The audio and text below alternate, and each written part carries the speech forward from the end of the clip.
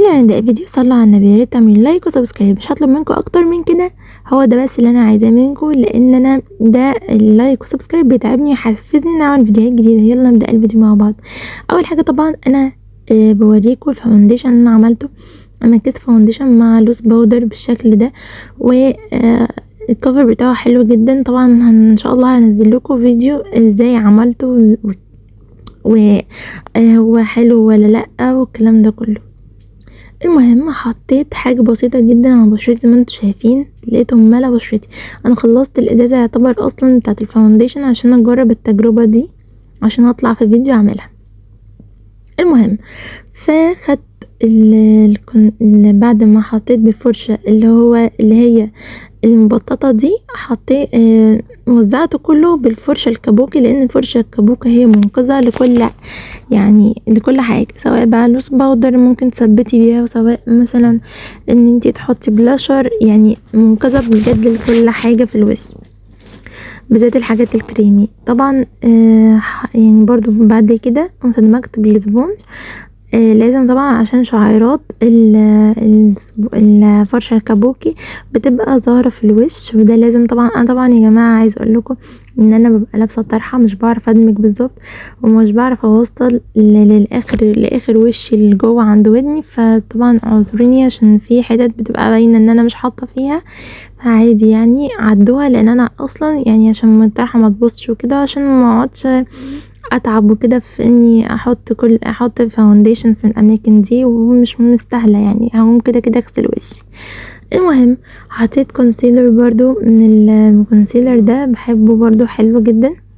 الكونسيلر ده تقريبا مش هتلاقوه دلوقتي لان انا جايباه من وقت. الكونسيلر ده بتاع مية سنة، بس دلوقتي هم بقوا يعملوا حاجات تانية يعني بماتيريال تانية، تحسوا الحاجة بتاعت زمان غير بتاعت دلوقتي، حاجات زمان احلى من بتاعت دلوقتي. انا كنت جايباها من حوالي سنة ونص، سنتين اكتر كمان، مش فاكرة، بس يعني حاجات اللي قبل كده غير دلوقتي خالص. طبعا بيقللوا في الجودة بتاعتها وبيغلوا الاسعار، لان الاسعار كده غالية يعني. خدت الكونتور بالشكل ده بنفس السبونج يا جماعة، بالسبونج يعني اللي انا دمجت بيها الفاونديشن، باخد الكونتور وادمجه برضو. ممكن تدمجوه بالناحية التانية عادي، عشان خاطر الكونتور بيبقى مثلا بيبقى موجود لسه في السبونج، فانا بدمجه بالناحية بقى التانية عشان ميبقاش فيها كونتور، فبتندمج بكل سهولة. حطيت بقى بلاشر كريمي، بس المفروض بلاشر كريمي بس يعني بحط روج كريمي، اي حاجة سواء بلاشر بقى او روج كريمي، اي حاجة والله يعني مش هتقول لا وهيثبت، مش هيقول لا، خلي بالكم. بس الناس بتحب ان هي تعمل اي حوار. احنا اصلا ما كانش في حاجة اسمها بلاشر كريمي، كنا بنحط الروج يعني، ما كانش في كمان تنت، كنا بنحط الروج اصلا وبلاشر اللي هو الباودر وخلاص، ما علينا. المهم عملت كونتور النوز بالشكل ده برضو بالفرشة دي، لازم يا جماعة بالفرشة، لان ما في اصلح طريقة للكونتور الفرشة بتاعة الدمج بتاعة العين، بس تكون مبططة وتكون رفيعة كده، وفيها برضو تكون فلافي، يعني فاهمين، متكونش اللي هي مبططة ملهاش شعر، لا تبقى ليها شعر وتكون فلافي كده، بس يعني جاية بعرض، مش جاية ان هي تكون فلافي بتبقى يعني بتاعة اللي هي ترانزيشن كولر بتاع العين، لا تكون مبططة عشان تعرفي تدمجي صح في عينك، قصدي مناخيرك. المهم فطبعا انا عملت عند العين برضو، شديتها لبره شويه. طبعا يا جماعه زي ما انتم شايفين كده، انا حاطه حاجات بسيطه جدا، مش حاطه كميه كبيره، عشان ما بحبش الافوره، عشان كمان لما بدمج طبعا ما يتخربش. لازم كل حاجه بحاجات دقيقه، حاجات بسيطه جدا ودقيقه، عشان خاطر لما بعد كده بنيجي نيجي ندمج الدنيا بتبوظ كأننا ما عملناش حاجه. هي حاجات بسيطة بس اللي بنعملها، لو عايزين نزود بنزود مع يعني واحدة واحدة، مش مرة واحدة، فاهمين. طبعا انا عشان اثبت تحت عينيا، ثبت اول حاجة تحت عينيا الاسبونج الصغنطوطة دي بتاعت العين، انا بحبها جدا للتثبيت تحت العين وفي الاماكن الدقيقة، اي مكان مبعرفش اوصله بالاسبونج الكبيرة. ممكن برضو يعني بستخدمها برضو لدمج تحت العين بيها. وبعدين هاخد بقى ايه الفرشة دي انا طبعا بصوا الفرق ان هي مزيتة هنا، وبعد ما حطيت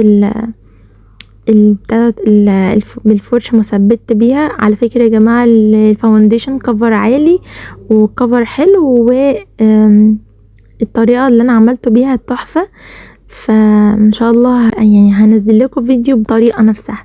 اهم حاجة كمان ما تنسوش القورة بتاعتكم وانتوا بتثبتوا. بعد كده هجيب سبونج كده مثلثة بالشكل ده، اللي هي سبونج يعني دي بتشتروها من اي محل ميك اب، تمام، بتبقى مجموعة كده مع بعضها، مش فاكرة كنت جايباها بكام، بس هي بتبقى مجموعة مع بعضها، بتبقى حلوة جدا، بتحددي النوز بتاعتك. كمان لو تحديها بكومباكت باودر بيكون احسن، عشان الكومباكت باودر بيدي كفر اعلى من اللوز باودر، بس ان تحددي بس النوز بتاعتك ان هي صغنطوطة كده وكتموطة. خدت بقى ايه لون اسود من البالت اللي انا وريتها لكم، اي لون اسود من اي بالت عندكم عادي جدا. بحب اللون الاسود ده اللي في البالت دي لان هو تحسوه تقيل كده وفحمي شوية. حطيت اللون الاسود وبتقله براحتي يعني زي ما انا عايزة، وبعمل زي كده ايه ايلاينر مفتوح، مش هقفله طبعا زي ما انتم شايفين كده، بحاول اظبطهم الاتنين شبه بعض. وعايزه اقول لكم ان العيون ذات نفسها مش اخوات توأم، دول ولاد عم، تمام. حتى الاخوات التوأم بيبقى فيهم اختلاف، كلنا يعني حتى جسمنا ذات نفسه مختلف، مفيش حاجه زي التانية. لو تلاحظوا كده بصوا على جسمكم هتلاقوا في حاجات مختلفه، الناحيه دي غير الناحيه دي كده يعني. المهم اخدت لون بني ودمجت بيه الطرف من فوق اللي انا حطيته. طبعا انا مبرضاش اعمل ايلاينر لان مش عايزه اصعبها عليكم، بحب اعمل بالشادو على طول، والشادو بيبقى حلو والله مش وحش، كمان الايلاينر بيبقى حاد اكتر، فانا بحب الحاجه الرقيقه. فحطيت بقى اللون البني وبدمجه الفرشه دي كده فلافي كده صغنطوطه، مش ومبططه، مش فلافي فاهمين قصدي، زي ما انتوا شايفين كده هي مبططه كده وزي شبه يعني عامله شبه الفرشه اللي انا عملت بيها النوز، بس دي شكلها مختلف شويه. بس حطيت اللون البني بس اللي هو ايه بدمج يعني بني خفيف كده، مش بني غامق، بني يعني ايه بني كده ما بين الفاتح وما بين الغامق، فاهمين قصدي. خدت بقى ايه لون اخضر كده، تمام، حطيته ما بين اللي هو الايلاينر اللي هو المفتوح ده. اسهل من كده مش هتشوفوا الصراحة، يعني حاجة سهلة جدا جدا ولوك تحفة، جربوه ومفيش اداء من كده. بس كده انا بحاول بقى اظبط الدنيا، ممكن تكتفوا بكده وخلاص على كده، بس انا يعني هعمل شغل تاني، بحاول اخليهم شبه بعض. يعني ما جبت لون غامق في فاتح وحطيتهم مع ايه لون اخضر فاتح في غامق، وحطيتهم ايه ما بين عند الايلاينر الهبه ده. خدت اللون الاسود وبدخل بيه شويه على جوه، بحاول اموه الدنيا شويه عشان ما يبقاش طرفي قوي يعني فاهمين، بدخل بيه شويه كده. جبت الدرجه اللي هي الخضره شويه ليموني كده على لون مصفر كده اللي هو لون الشامبين ده، وحطيتهم حطيته بعد اللون الاخضر زي ما انتوا شايفين كده. انا بحب الشكل ده جدا، الشكل ده عجبني واللوك مختلف وتحفة، جربوه. انا طبعا بحب الاختراعات بخترع كده وانا قاعدة لوك، وانا قاعدة كده بخترعه من دماغي وعاملاه، بحب اخترع لكم دايما.